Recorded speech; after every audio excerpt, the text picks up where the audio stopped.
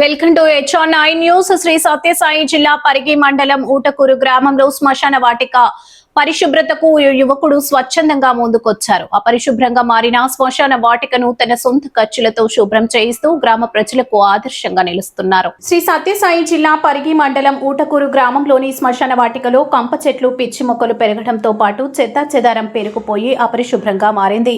ఈ పరిస్థితిని గమనించిన వెంకటాపురం ఈశ్వర్ శ్మశాన వాటికను పరిశుభ్రంగా తీర్చిదిద్దేందుకు ముందుకొచ్చారు.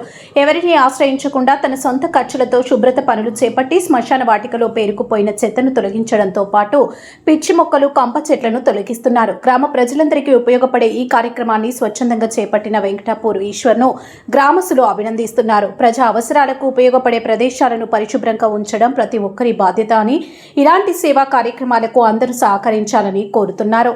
పరిశుభ్రమైన శ్మశాన వాటిక మనందరి బాధ్యత అనే సందేశంతో చేపట్టిన ఈ కార్యక్రమం గ్రామంలో అందరి ప్రశంసలు అందుకుంటుంది. సామాజిక బాధ్యతతో శ్మశాన వాటిక పరిశుభ్రతకు ముందుకొచ్చిన వెంకటాపురం ఈశ్వర్ సేవా స్ఫూర్తిని పలువురు అభినందిస్తున్నారు.